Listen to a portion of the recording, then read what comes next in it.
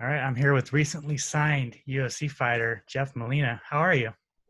Good, brother. How you doing? I'm good. I'm good. So it's been 11 days since your fight. You've had some time to reflect, and you said after the fight you were disappointed. Are you still disappointed in your performance? Yeah. I'm trying to look at it from both aspects. On one hand, there's a lot more I could have done, and I'm the world's biggest critic when it comes to my fights, and I watched the fight like 100 times over, and I can pick like 20 things off the top of my head that I could have done better. But on the other hand, I'm glad that I got 15 minutes of cage experience. And I feel like this fight I'm going to level up from.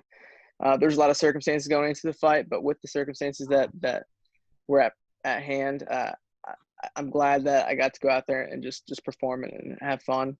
Um, so I'm glad I got 15 minutes in, but not too happy with my performance. But it's something I'll learn from and get better. I definitely think you're being too hard on yourself because it was a fantastic performance. What would you have done different? There's a lot I can pick at, man. When I had him hurt at the end of the second round, I clinched up with him and I was landing some good knees to the body and the head. I could have switched to elbows, and that would open the knees back up because he dropped his hands to start blocking the knees, and could have started elbowing. And man, there's just like 1,000 things I can pick at. I felt like I kind of found my swag a little late. I could have juked more. I could have done more shakes. There's a lot I can pick at, but it's stuff that you learn from, and it won't happen again. Those mistakes, and I'm only going to get better from this.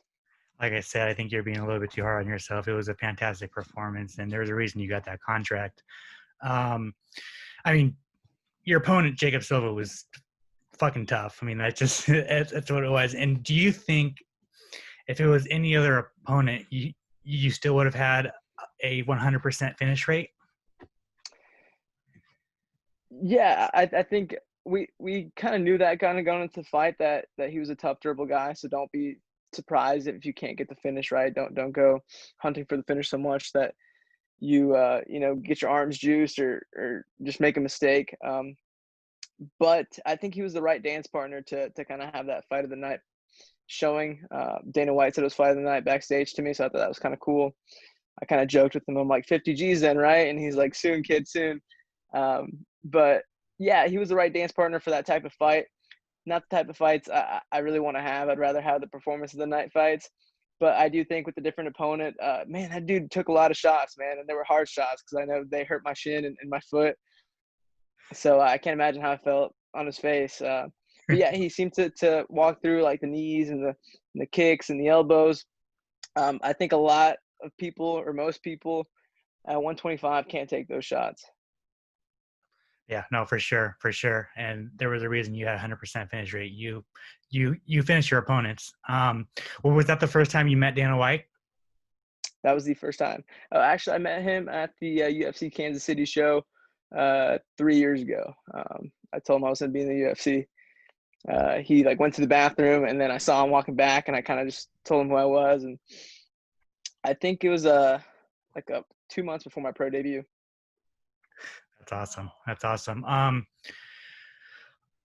When he was announcing the contracts, were you a little nervous that he was going to be like he was going to pull the he's too young card and be like, he's too young, he's good, he'll be here Sunday, but not tonight at all? Yeah, I was a little worried. I was just because you never know. What kind of had me sold was that he told me right after the fight that was fight of the night. Um, so I was like, man, he really enjoyed that. It wasn't a finish, but it was an exciting fight. I've never been in a boring fight, so I hope that plays a factor. But you never know, man. So I was a little nervous, but it felt good when he announced my name. That's right. How's your foot? It's good, man. It's still pretty swollen. I'm back on the mats. I got cleared. It's not broken. I got cleared 2 days ago. Just like a bad deep bone bruise, and you just got to keep icing it. But back on the mats and ready for the next one. That's right. How did you start fighting at 14? What's the story? Uh, Yeah, man, I've kind of always been interested in combat sports. Um, it pretty much was me being over at a buddy's house at that age, and UFC fights were on. I was like, whoa, that looks cool. And then a week later, I played the UFC video game, and I started Googling the fighters on there. And man, I just went down like this YouTube rabbit hole. I was like, I'm pretty sure I was in my basement for 2 weeks straight, just watching like every Pride, WEC, UFC fight I could find, and I just kept going down that like little suggested video category, and I would just keep watching fights, and I was sold. I'm like, this is what I want to do. Told my brother, he bought my first pair of gloves, and a week later I was signed up. Um, that was kind of the origin story, but combat sports is something I've always been interested in, man. Like in middle school and even in high school, I used to get my buddies when they'd come over, I'd make them put on boxing gloves and we'd fight each other, just beat the living shit out of each other. And I remember like my best friend at the time, like I remember him specifically one day was like, man, can we not do this today? Like you always like make me put these gloves on, and like I don't want to have a headache today. And I was like, all right, yeah, we won't punch each other in the face today. I don't know what the where it comes from, but man, I've always been really, really interested in combat sports. That's awesome. That's awesome. And now, I mean, you started watching the UFC at 14, and you're in it now. You're in it. Yeah, yeah. It's pretty cool, um, man. yeah, It's kind of what I've dreamt of since that age. Since I started training, I was like, this is where I want to be. So it's cool to kind of have my foot in the door and be one step closer to where I really want to be. yeah. It's super inspiring just to hear stories like that. It really is. Do you still watch the UFC regularly? Yeah, yeah. I don't miss a card, man. What do you think of of your division? I think Cody coming down to 25 is going to bring some more eyes to it. So I didn't mind that matchup at all. I know some of the flyweights were kind of mad that he's jumping the rankings and skipping the line. But hey, man, whatever brings more eyes to the division. I think they're putting Moreno and Perez on the same card, so they're next up. I think both those guys deserve it. They're both really freaking good. So it'll be exciting to see who wins that fight. But as far as the flyweight division as a whole, I think there's a reason not many people watch it. It's just a lot of these guys aren't drawing people in the way they should, whether it's the way they fight or the way they handle themselves outside of the cage. They're not doing their part in promoting. So I feel like Cody coming down is gonna help out, and then the new wave of fighters that they just brought in, I think that's going to help too, man. That Flick kid this past week looked really good. Tough grappler. Myself, I think I'm going to bring some eyes to this division. I've had 23 fights and never been in a boring fight, man. I pride myself on constantly looking for the finish, and I think people are going to like that. And I really do believe I'll be the future champ of this division. For sure, yeah. I went down a rabbit hole myself to watch all of your old fights before I wrote my piece on you, and you're not lying when you say you've never been in a boring fight. To be honest, Yeah, man. Again, not sure where it comes from, but it's just my style.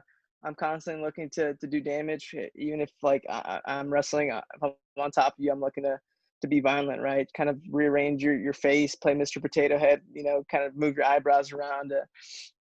It's just my style. I'm not a violent person in general, which a lot of people are like, dude, you look so like mean in there, and then you're such like a nice guy. It's just the way I fight, man.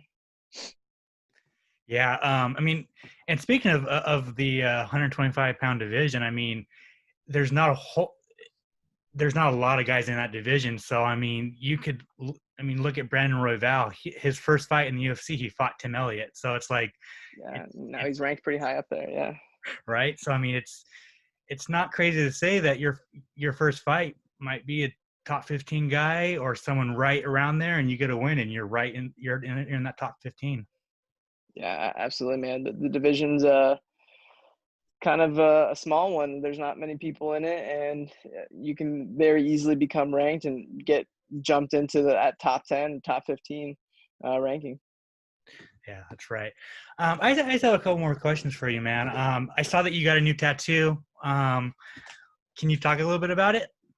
Yeah. So my tattoo artist Kiko actually used to live out here in Kansas City. He kind of abruptly moved to Las Vegas about 2-3 years ago, and we had this tattoo plan since then. It's the Colombian flag in the shape of the physical shape of Colombia itself.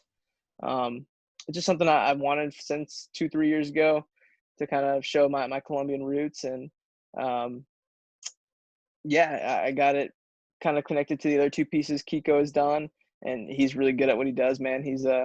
I said he's a master of his craft on the little post I made, and it's true, man. He's really freaking good, and it was an honor to get tattooed by him again. Yeah, no, it's dope. I love it. What are the two Japanese symbols next to it? Yeah, so it's a Japanese phrase slash idiom. It pretty much means iron sharpens iron. That's kind of something my very first MMA coach, LC Davis, would say a lot. Is like iron sharpens iron. So when you're in the gym, sometimes you got to be the hammer, sometimes you got to be the nail, and that's how you get better. Is just training with the toughest people in the room. That's right. That's right. So in my humanizing series, you said that your favorite fight was a toss-up between TJ Dillashaw and Barao, and DJ versus Cejudo too. What about those fights gets you going?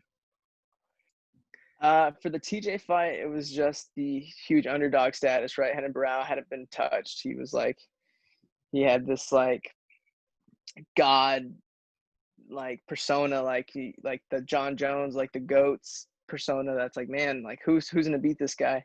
And for TJ to go out and fight the way he did, just like no pressure, finding a swag early, and putting on a dominant performance against a guy that was arguably one of the goats at the time, and pretty much changed Barrow's career after that. Was it's extremely inspiring. It's one of those fights that I kind of watch before I fight. There's like a 4 or 5 fights I watch, and that's one of them. And just to see a guy go out there, all odds are against him, and he just goes out there and puts on the performance of his life. It's pretty cool.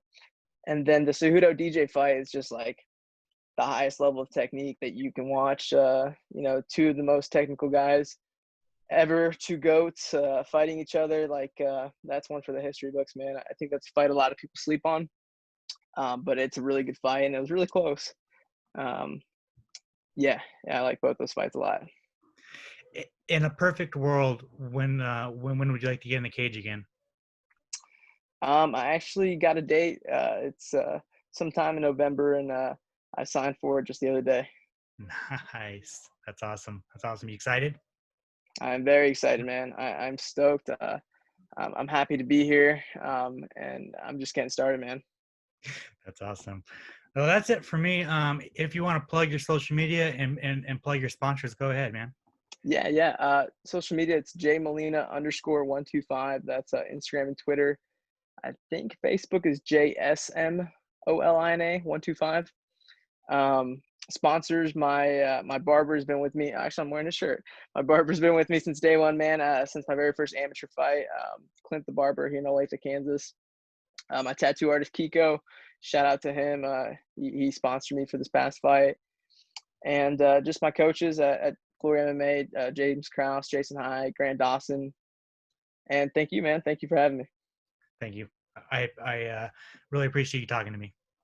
Absolutely, brother. Thank you.